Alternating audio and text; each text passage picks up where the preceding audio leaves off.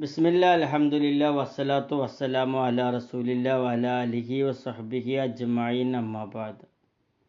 ഏറ്റവും പ്രിയമുള്ളവരെ, സഹോദരങ്ങൾ തമ്മിലുള്ള വൈരാഗ്യവും തർക്കവും വലിയവരെന്ന പോലെ ചെറിയവരിലും ധാരാളമായി കണ്ടുവരുന്ന ഒരവസ്ഥയുണ്ട്. യഥാർത്ഥത്തിൽ എന്തൊക്കെയാണ് അതിൻ്റെ കാരണങ്ങളെന്ന് കണ്ടെത്തി ആ കാരണങ്ങളെ ഇല്ലായ്മ ചെയ്യുക എന്നതാണ് അങ്ങനെയുള്ള പ്രശ്നങ്ങൾ പരിഹരിക്കാനുള്ള ഏറ്റവും എളുപ്പമാർഗം.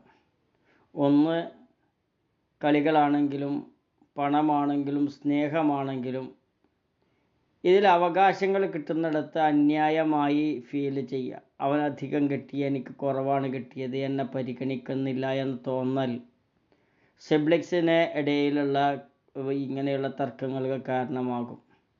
രണ്ടാമത്തത്, കുട്ടികളുടെ ശ്രദ്ധക്കുറവ്. രക്ഷിതാക്കൾക്ക് കുട്ടികളെ വേണ്ടത്ര ശ്രദ്ധിക്കാൻ പറ്റാത്തതിൻ്റെ അവസ്ഥ. കുട്ടികൾ ശ്രദ്ധിക്കാതിരിക്കുന്ന മാതാപിതാക്കൾ കുട്ടികൾ തമ്മിലുള്ള അന്തരം വെക്കലും ഒക്കെ ഒരു തർക്കത്തിന് കാരണമാകും, നേരത്തെ പറഞ്ഞ രൂപത്തിൽ തന്നെ.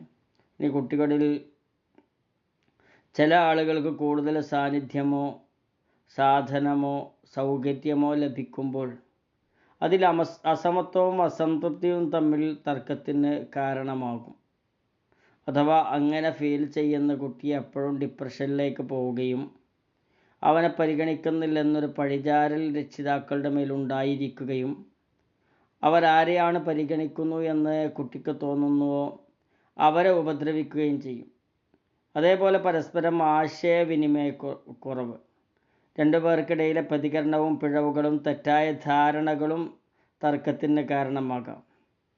മുതിർന്നവരുടെ മോഡൽ സ്വീകരിച്ച് കുട്ടികൾ പരസ്പരം തർക്കിക്കും. മാതാപിതാക്കൾ തമ്മിലുള്ള തർക്കം, അവിടെ മോശമായ മാതൃകകൾ എന്നിവ കുട്ടികൾ തമ്മിലുള്ള വൈരാഗ്യത്തിന് കാരണമായി തീരാറുണ്ട്. എന്താണ് ഇങ്ങനെ ഉണ്ടാകുമ്പോൾ പരിഹാരമായി നമ്മൾ ചെയ്യേണ്ടത് എന്നാലോചിക്കേണ്ടതുണ്ട്, ചിന്തിക്കേണ്ടതുണ്ട്. പരിഹാരങ്ങളായിട്ട് പറയാനുള്ളത്, ഒന്ന്, കുട്ടിയുടെ സ്വന്തം വികാരങ്ങളെ തുറന്നു പറയാൻ പ്രോത്സാഹിപ്പിക്കണം.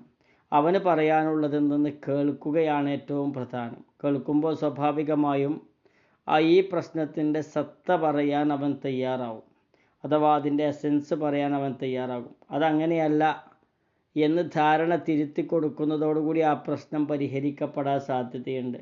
പരസ്പരം സമത്വം ലഭിക്കുന്ന തീരുമാനങ്ങളാണ് എടുക്കേണ്ടത്. അസമത്വം ഫീൽ ചെയ്യുന്ന ഒരു കാര്യവും കുട്ടികൾക്കിടയിൽ നമ്മൾ ചെയ്യാൻ പാടില്ല.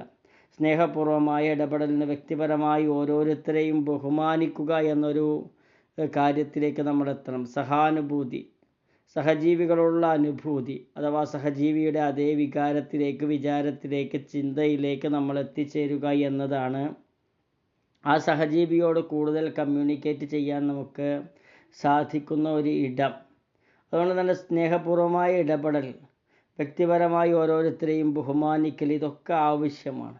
മാതാപിതാക്കൾ തൻ്റെ സഹോദരങ്ങളോട് സമത്വം പാലിക്കുകയും സഹോദരങ്ങളോട് തർക്കിക്കാതിരിക്കുകയും ചെയ്യുക എന്നത് യഥാർത്ഥത്തിൽ കുട്ടികൾ മാതൃകയാക്കുന്ന ഒരു കാര്യമാണ്. കൂട്ടായ്മയും സഹകരണവും സൃഷ്ടിക്കുക, ബോധപൂർവം അതിന് ശ്രമിക്കുക. നമ്മളൊരു കുടുംബമാണ്, നമ്മൾ എല്ലാവരും ഒത്തുനിന്നാൽ മാത്രമേ വീട്ടിൽ സമാധാനം രൂപീകരിക്കപ്പെടുകയുള്ളൂ എന്ന് മനസ്സിലാക്കി കൊടുക്കുന്നിടത്ത് മാതാപിതാക്കൾ വിജയിക്കണം. തർക്കം ഒഴിവാക്കി നേടാവുന്ന ഗുണങ്ങൾ എന്തൊക്കെയാണ്? ഒന്ന്, കുടുംബത്തിൽ സമാധാനമുണ്ടാകും, കുട്ടികളുടെ മാനസിക ആരോഗ്യം വർദ്ധിക്കും, അവിടെ ആത്മവിശ്വാസം വർദ്ധിക്കും, സുസ്ഥിരമായ ഒരു സാമൂഹിക അന്തരീക്ഷം സൃഷ്ടിക്കപ്പെടും, വ്യക്തിത്വ വികസനത്തിന് ഏറ്റവും നല്ല മാതൃകയായി മുന്നോട്ട് പോകാൻ സാധിക്കും.